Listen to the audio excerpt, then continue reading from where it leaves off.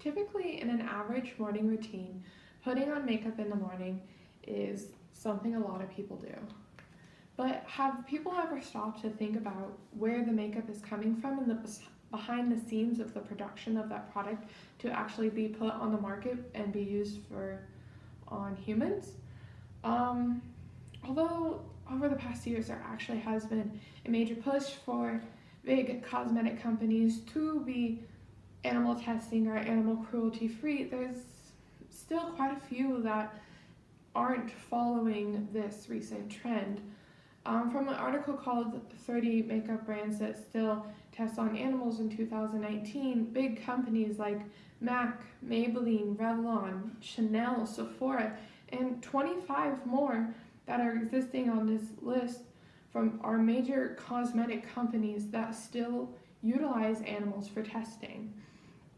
Now, a lot of these major companies actually sell in countries like China, the US, and Canada, where no animal cruelty regulations are put into place, so thus they're able to sell within these countries without any regulations put into place on what type of testing is used and for their products.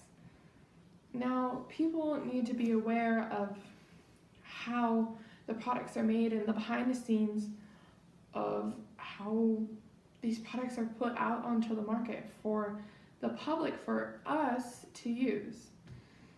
Now, one of the big points that a lot of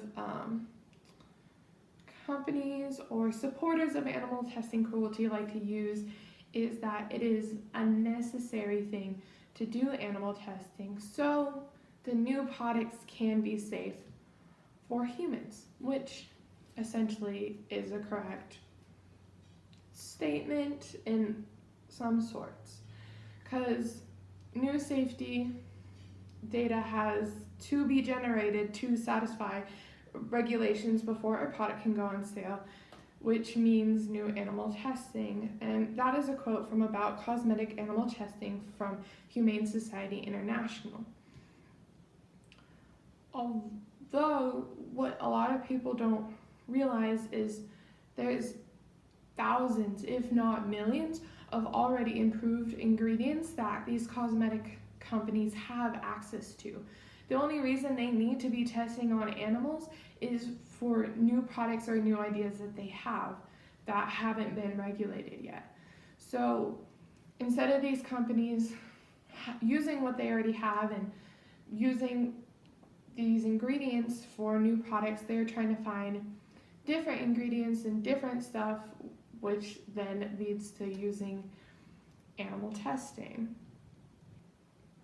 Another argument that people that are pro animal testing like to use is that it's necessary to do animal testing to be able to sell within certain countries. Now, a quote from About Cosmetic Animal Testing from Humane Society International states that truly cruelty-free companies such as Lush and Paul Michel have pledged not to sell in China until animal testing laws is changed. Now, these companies that are initially stating that it's necessary to animal test to be able to sell within these countries are selling knowing full well the regulations that are set into place, and therefore are free on their free will using animal testing to be able to sell within these countries. But with this push for cosmetic companies to actually be animal cruelty free, regulations that have been put into place, like according to the cosmetic regulations from the European Commission in 2009, it is prohibited in the European Union to market cosmetic products and ingredients that have been tested on animals. Now, that's a quote from About Cosmetic Animal Testing from Humane Society International. Now, if the EU is able to make this big change to not have animal testing within their cosmetic companies, then why aren't other countries like China, Brazil, Canada, and even our own country, the US, doing the same as them. A lot of companies use animal testing because it's familiar. It's something that's been around for a good amount of years. Although in this day and age, there's a lot of different tests and scenarios that can be run that don't need animals to get accurate results on whether or not it's safe to use on humans.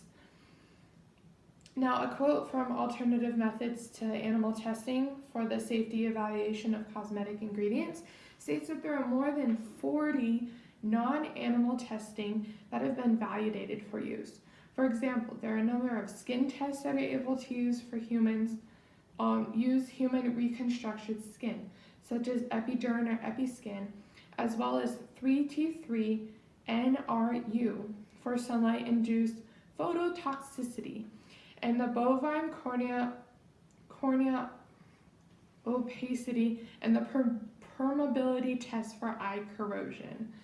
Now, many of these tests are actually computer simulations that are able to relive real-life scenarios without having to use any animals or any humans, living subjects, and getting accurate results.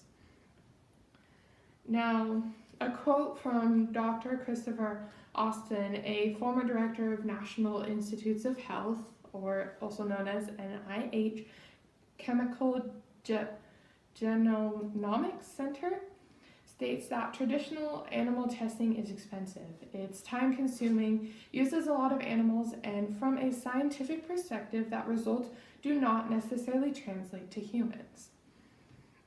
Because although there are similarities between, let's say, a rat and a human, that doesn't necessarily mean that all the correlations that affect a rat is going to affect a human and vice versa. Now, next I'm going to be showing a video that is called 21st Century Science, Replacing Animals and Improving Medical Research.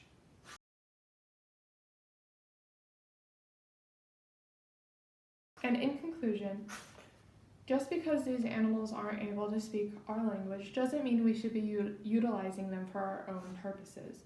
There are many different tests and different scenarios that have been put into place that we as a society could choose not to use animals for testing, yet we still do.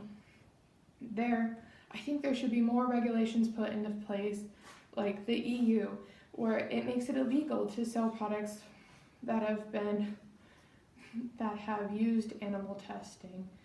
And this societal push that animal testing is wrong and not necessary in our cosmic